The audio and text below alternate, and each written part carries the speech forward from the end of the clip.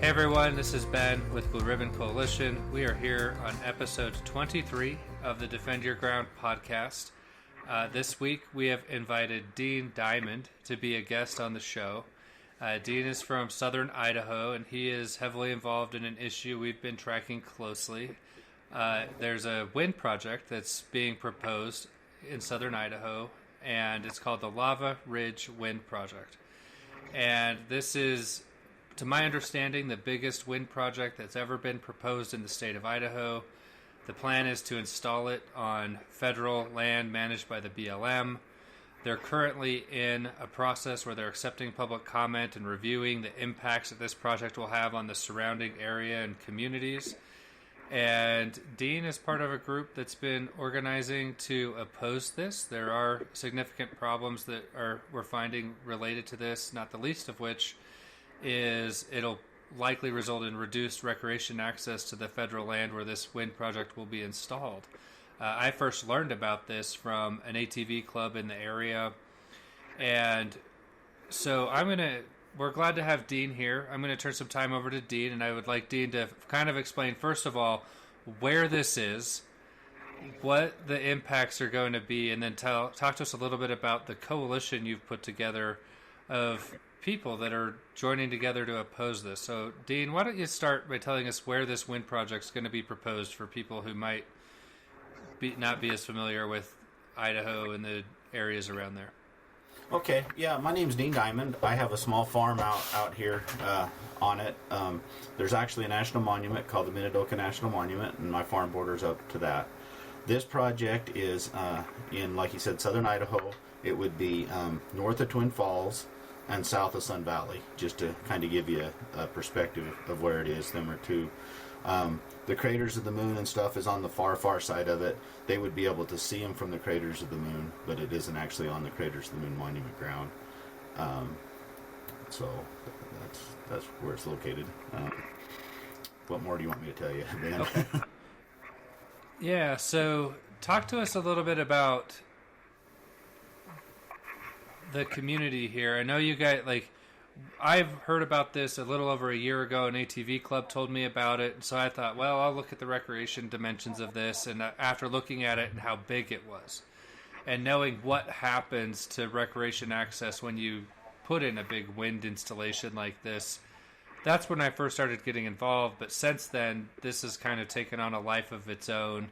Why don't you tell us a little bit about the group of folks that have come together to oppose this? And I think that includes everything from elected officials in Idaho and a broad coalition of different groups and users and interests. Why don't you help everyone listening understand who's opposing this and why? Well, it kind of started, way I got involved is basically through the Park Service. There's a group called the Friends of Minidoka, and their job is to help preserve and protect that park. And they were greatly concerned about it, and they got a hold of me and John Arkush and Perry Van Tassel. And John Arkush is a rancher out in the Gooding Shoshone area.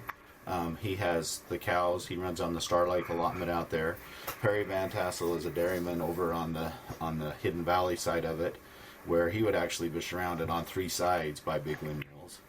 And so they contacted us because a lot of the friends aren't local people here, and they were concerned about it, but they didn't want to take too big a stand if the locals were in favor of it. And so we come together, and we decided to have a meeting in Jerome, the four of us, and we had a meeting in Jerome, and we was hoping to get 20 or 30 people there, and I think we had 200 to 300 people there. And we saw that there was a lot of things about it. And the ATV rider, I think it's Ted, isn't it Ted Hill, is the manager, or the guy in charge of it. And he is very concerned about it. He's been actively involved. In fact, I even want to say he's on the RAC subcommittee. Okay. And the more you study this, and like you said, it's going to be not only the biggest project in Idaho, but the biggest project in North America. There is supposedly one just a little bit bigger in China, but it's just huge. 740-foot tall windmills, 400 of them. First one we can find on public ground, where it comes in and the amount of roads and,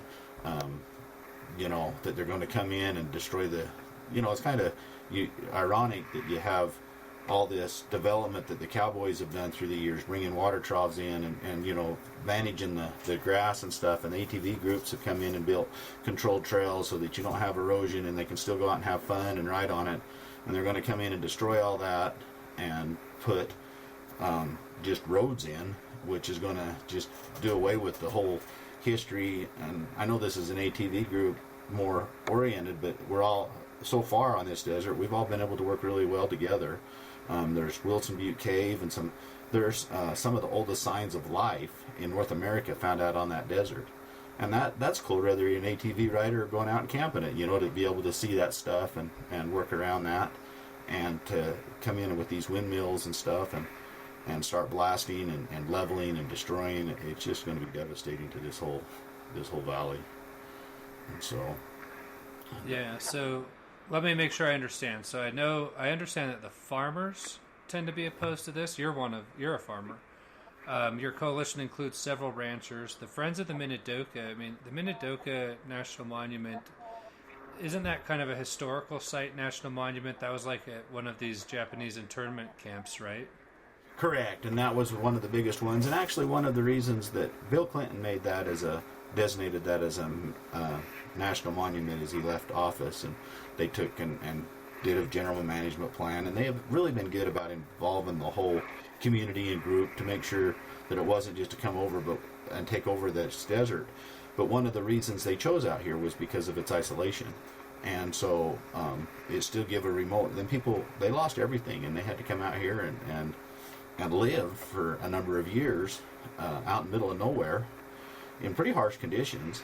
And that, they really do deserve the respect and stuff to preserve that park. And that's one thing that really bugs me, is that they did come out here. They're not trying to come in and run us off and take over the farming. I was actually really worried about that when they first come in, and you hear about the government buying, taking over this ground right next to your farm, because my farm literally borders. It was part of that camp.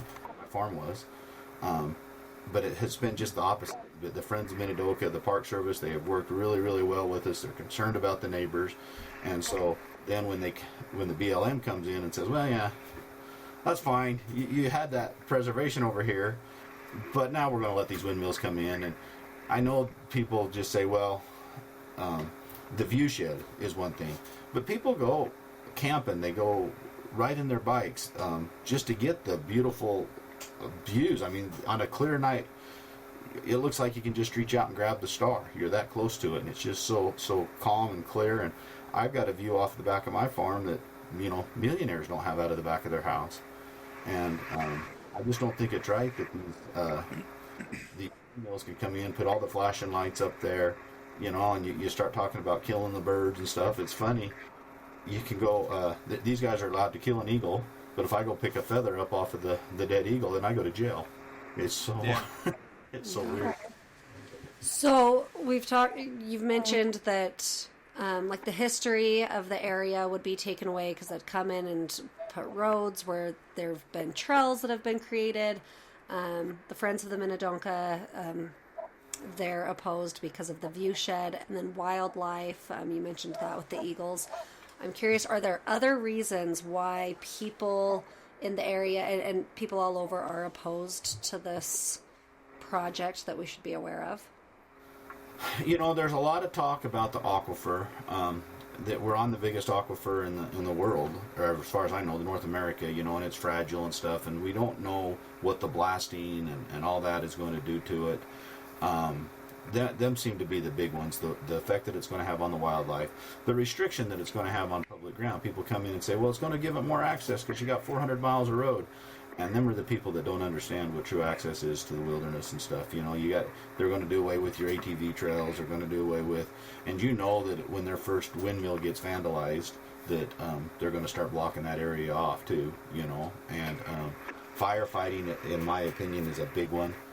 We've been able to very successfully manage fires and stuff, and a lot of that comes through aircraft. And these guys say, oh, that's false information. We can still drop down in there and fight them, and because we can turn off the windmills, but you fill that thing full of smoke. They got to be at 90 feet when they drop their retardant, and you got a 740 foot tall tower. If there was just one out there, that'd be one thing, but 400 of them, you're not going to be able to control that. So then you got all the restrictions of because it's going to be burning, and or they're going to go in and kill the grass so that it don't burn, and these wildlife stuff, the ranchers have spent a lot of money, and that gets to be a problem, because to these companies $1 million isn't a lot of money, but to us common folks it is, and they have spent a lot of money developing that, and it benefits all of us, as they develop the feed and take care of the grass. That brings the wildlife in, and it also gives a place where you can build trails, and it just right now we're really happy as a valley as to how that ground's been managed, that we can all use it.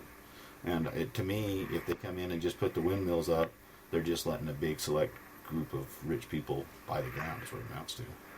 Yeah, so I want to dig into that a little bit, because on one hand, it's easy to make this sound like, yeah, it is just a bunch of rich people trying to buy out our public land or whatever.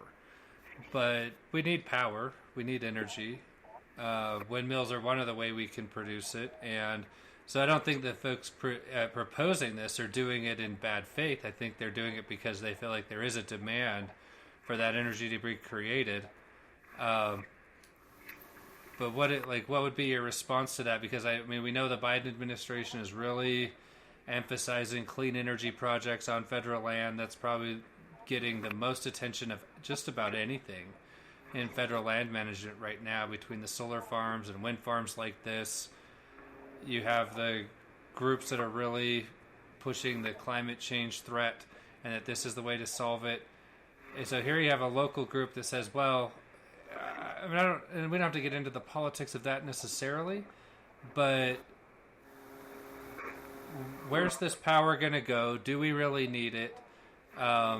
Is it the best use of public land?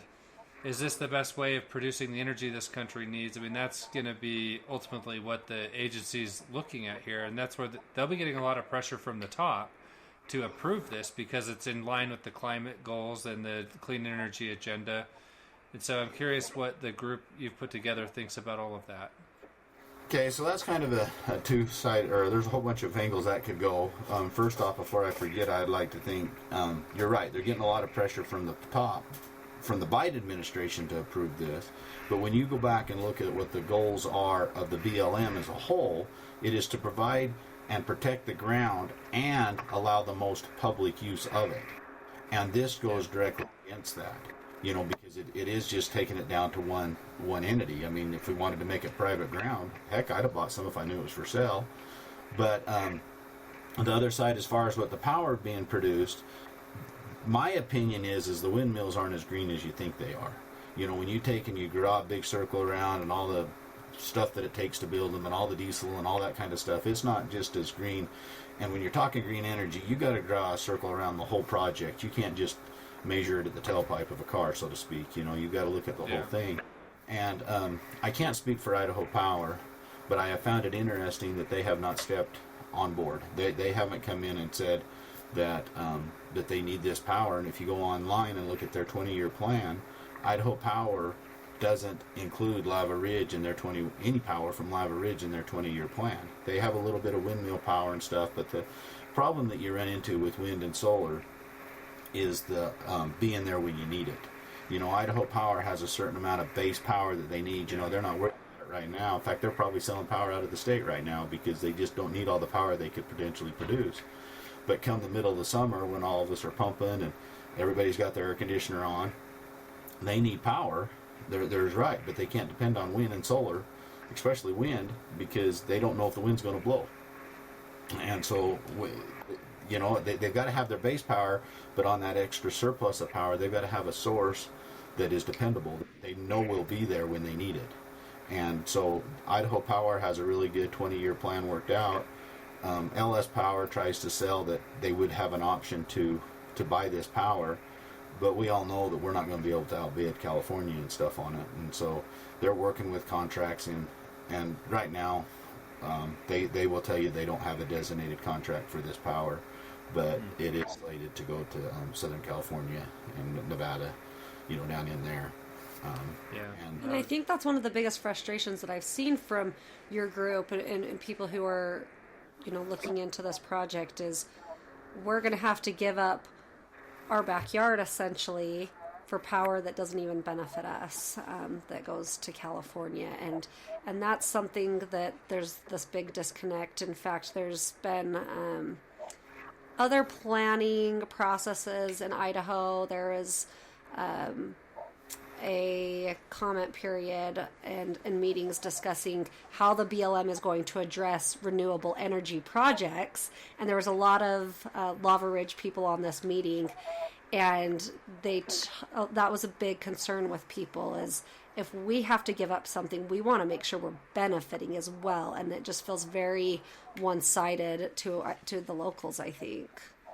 I guarantee you, if Idaho Power was coming in and proposing this project, it would be a whole different ballgame, because then it would be saying, hey, it is for our people, but Idaho Power isn't. And you're right. If it was for the locals and stuff, it would be a different conversation. I'm not saying we'd be in favor of it then, but I am. Right, but it would just give a different perspective. But I feel like I'm taking a test back in high school. Remember when you come in and you had the multiple guess test, and you come in there and you didn't know the answer? So you always started with eliminating the ones that you didn't know. And I don't know all the answers to this, but I know the ones that are not the answer. And this big windmill project is not the answer. And so I can't tell you what the answer is. So how windy is it up there? Because I've driven through the Midwest, like Iowa and Kansas and Nebraska, and there's a lot of windmills out there. It's also really windy. Like, I can't remember a time I've driven through those states and I stepped out of my car, and I haven't, especially Kansas and Nebraska. And I'm like, yeah, I guess this makes sense. Wyoming feels that way. Is it really windy up there? Well, no. So before all this, I didn't know there was such thing as wind quality, but evidently there is. And when they did their study, well, there is. They rated the quality of the wind in this area as poor to moderate. And you think, well, why? But that's one reason they're so tall, I think, is because the taller they get, the more consistent wind they can get, and they can utilize winds at different things. But when wind is too hard, they have to break them. You have to shut the windmills off, or else it'll break them. And when it's not blowing hard enough, obviously, don't work. And so by their own numbers, it was poor to moderate wind quality. They targeted this area more because of our lack of regulations, and that just really bugs me. We have fought hard to keep that land open for our uses, so we can run cows on it, so we can go out and ride our ATVs, and that's a famous. It sounds funny because it's desert. The scout groups and all these other places love to go camping out there, and the hunters and all that. That's a big recreation area for them, and we have fought hard to keep it open so that they can go out and enjoy them. But them are the very reasons that they're targeting here is because we don't have the restrictions here. And that just seems so weird to me. Yeah. And that's why I asked that, is because for the administration to have such a high priority for wind power, and they target an area like this, which is probably targeted more because it's open BLM land that they consider as eligible for this use, you won't see them proposing building wind farms in their wilderness areas. And so they're picking on you guys for exactly what you said, because there aren't the restrictive designations and things in the area, and not because it's a really good area for wind power generation. And that in and of itself should be enough of a reason to probably let this project go, and let's use the money and the resources and whatever to build wind farms in the places where it actually makes sense to build a wind farm. And so let's shift gears a little bit and talk about the process, Simone. I've been watching this community. There's a grassroots movement to really stop this. I've watched it grow, partly because of Dean's leadership and others. Most people come into something like this and they've never been involved in these federal administrative actions.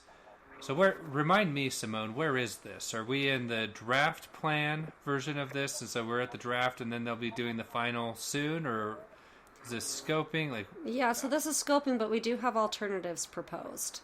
Okay.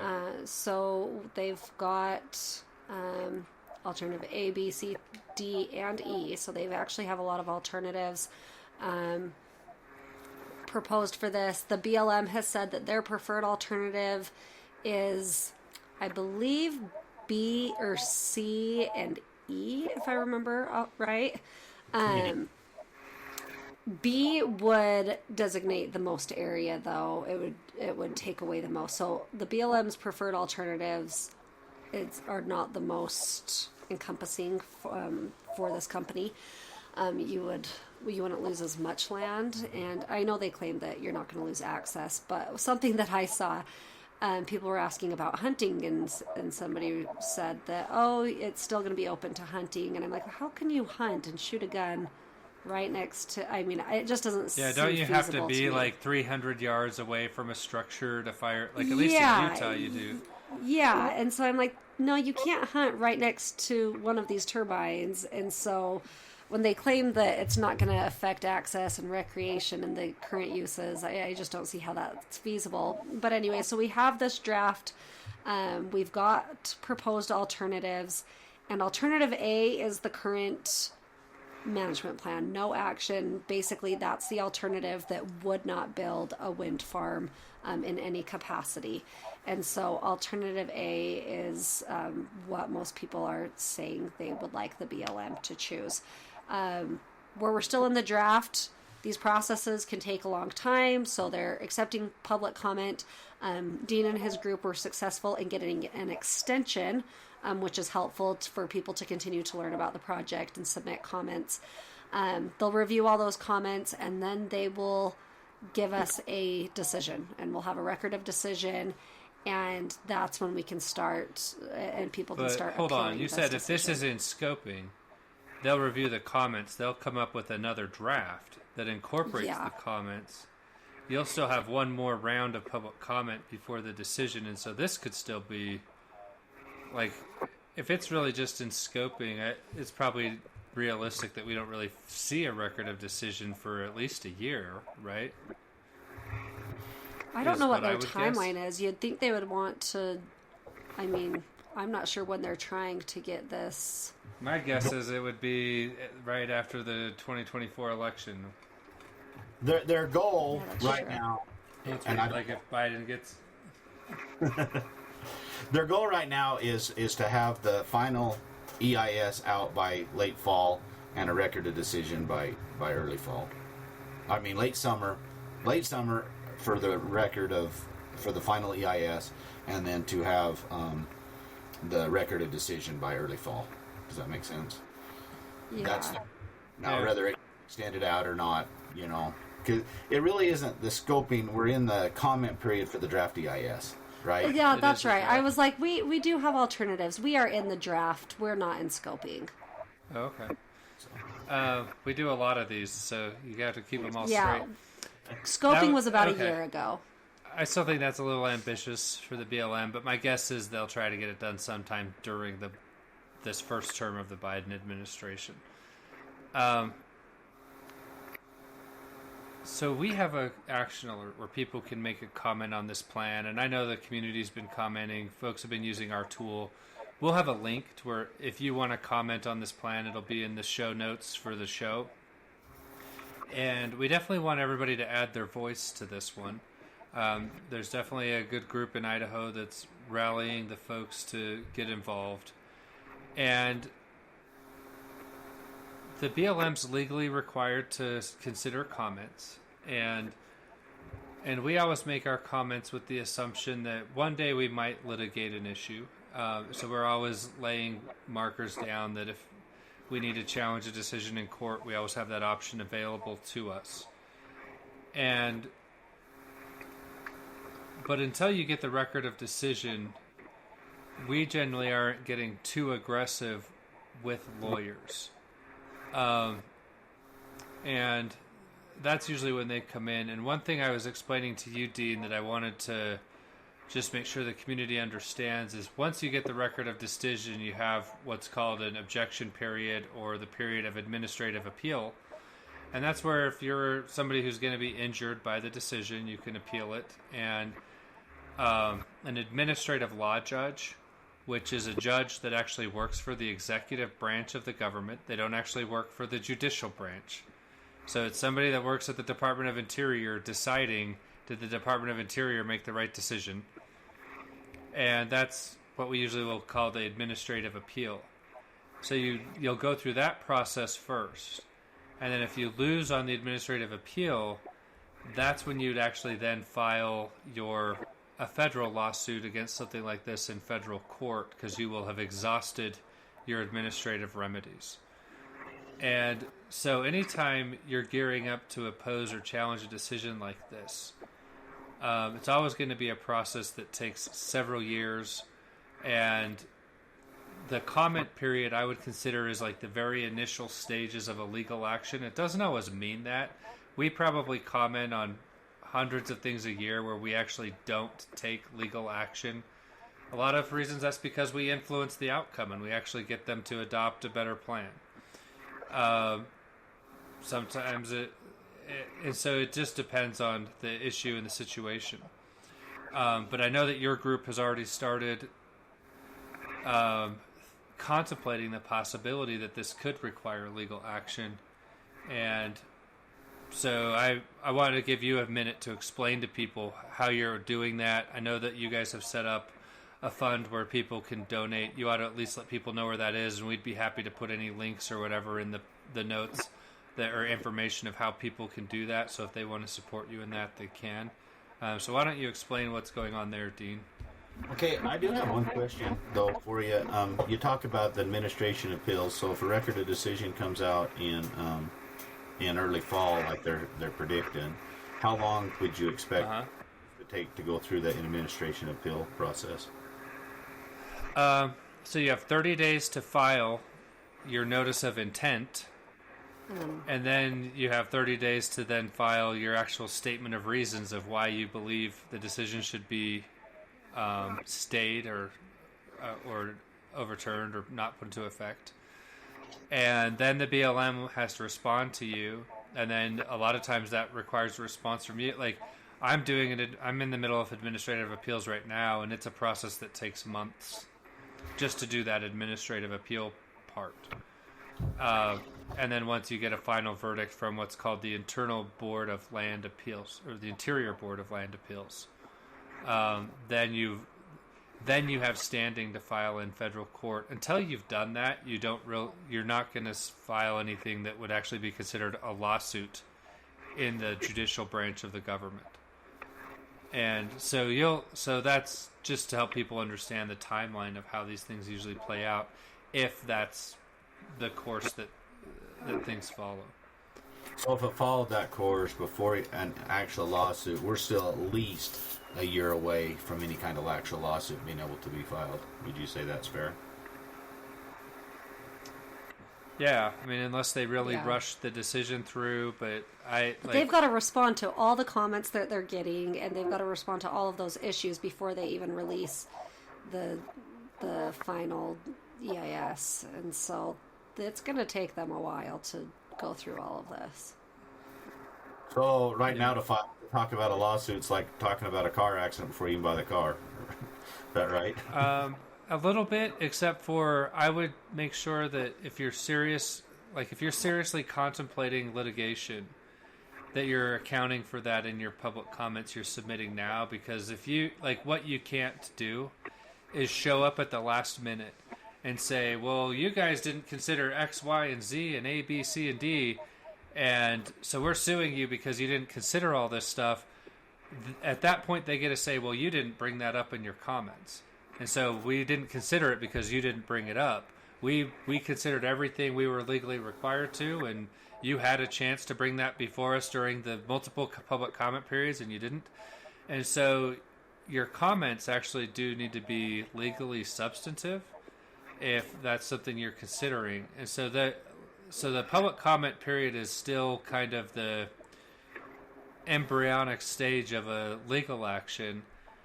It still plays a role in it, but it's still very early in the process. And as Simone and I discussed, a lot of times we actually don't litigate things that we publicly comment on. It just depends on what the BLM decides to do. And there's other issues where they start doing something and people get fired up and then they just get shelved for 10 years. It's hard to say what they'll actually do in this situation because it is a controversial project. There's a lot of community opposition. One thing we haven't touched on is there any elected people in Idaho that support this? I haven't found any yet. We're actually tomorrow going up to the Senate. There's they introduced a resolution into the House, it was introduced into the House, a resolution against Lava Ridge, supporting that the BLM select alternative A as a no action option. It's cleared the committee and it cleared the House unanimously. It is going to be heard by the Senate Committee, Resource Committee tomorrow. I'm going to be testifying on that, and I hope that it clears the Senate unanimously too. We've talked to governors. We've got we've talked to Simpson, Crapo, all of our elected officials, and they're all supporting us in trying to stop this. So. Yeah, so usually a project this big, you kind of want all that support from the elected officials, and it seems that just doesn't exist here at all. And so that's another thing that's working against it. So why don't you tell us, Dean, if people want to support what you guys are doing, okay. Where do they go? How does that work? We got a couple avenues. The thing that every time I'm in a meeting with a politician or something, they've looked at our webpage, and so the more followers we have on our webpage, or our Facebook page, right now I think we're about 4,600. And if you do nothing but just join and follow us on Facebook, that's a huge help, because that's actually better than signing a petition. That they're constantly watching that number. We do have a web page. We try to update it as often as we can. StopLavaRidge.com. You can get more information there. And that's the name of the Facebook too, right? Stop Lava Ridge. Yeah, the Facebook page is Stop Lava Ridge, and our website is Stop Lava Ridge. Now, that is one thing I would like to point out to people, is these guys they're shysters. They're willing to try anything, and they've got a lot of money, and they have actually set up a website and a Facebook, or not a Facebook page, but a website called Support Lava Ridge, and that's causing some confusion because people are thinking they're coming in and supporting us, and so kind of watch out for them guys. They're trying to play on that wordplay a little bit. So we have set up at DL Evans Bank. We're raising funds. A lot of it is going to, our goal with the funds is to raise enough that if we do need to go to litigation, that we can. We have hired an attorney to submit comments in, like you say here, to help make sure that we do have the legal backing if it does have to go somewhere. And we have I can send you the email address, or not the email, the mailing address. You can also donate at any. DL Evans Bank has really been supporting us well, and we do have a Venmo account set up at Stop Lava Ridge, and then the phone number to identify that Venmo if you want it. The last digits is 1081, and my name shows up. Dean Diamond shows up in there too, so you'll know you're at the right account. Okay. So. Well, good. Well, we'll put that information in the notes. And what's the deadline, Simone? We have till when to get comments? You said there was an extension. Yeah, April 20th, right, Dean? I think so. Yes. Okay, so we have a month to go in and get comments in. So if you're an ATV rider, a dirt biker, or a hunter, or camping, like anybody who likes recreating in this area right around Twin Falls, Idaho, it's south of Craters of the Moon, right? Yeah, it'd be south and west of Craters of the Moon a little bit. Okay, so and you would be able to see the turbines from it, right? Yeah. Yeah, these turbines are huge. You're going to see them instead of the mountain lion. And, them guys, of course, I'm sure there's restrictions about ATVing and camping on the craters, but this would border right up to that, to the... So the free public ground where you can go out and recreate up to the Craters of the Moon, so I think people do that, go to the Craters of the Moon and camp and enjoy that aspect of it, but where they want to ride their bikes, they come back to this public ground here. That would get really, really heavily restricted. So yeah, so if you ride in that area and you haven't commented on this, we need you to add your comments. If you are just generally supportive of public access to public land, this would be a good project to get involved in and oppose the wind project. And we certainly don't want to see these precedents being set either. Like, I don't like this precedent of we're going to build a farm on this BLM land just because we can, just because it doesn't have the restrictive designations. That's where all of our best riding areas are right now. And if that's where we start building the wind and the solar farms, not because they're good for wind or solar, but just because we can, then I think we need to be opposing that. I don't like the mindset of we just need to do something to do something. It should have to make sense and be supported by the locals and the people in the area. And it sounds like they don't have any of that here in southern Idaho. So, any last words, Dean, before we close out the show? Sorry, my computer cut out. I'd just really like to thank you guys for supporting us and helping us get the word out. You know, it's not, from my point of view, it's an easy deal, because when people look at the project itself, they can see the problems with it. And so the hardest thing is getting the word and getting people to look at it. And if they finally look at it, then it makes my job a lot easier. So thank you guys for helping us get the word out and letting people know that this is going on. So. Well, thank you for being a guest. It always makes the show better when we get the locals on the ground that know what's going on with these things and have the firsthand knowledge, and you're the ones who will be directly impacted. So we appreciate you being here. If you enjoy the show and you want to learn more about how our public lands get managed and how decisions like this will impact your recreation, we do invite you to subscribe to the Defend Your Ground podcast, and do that now, and we will be back next week. Thanks for listening.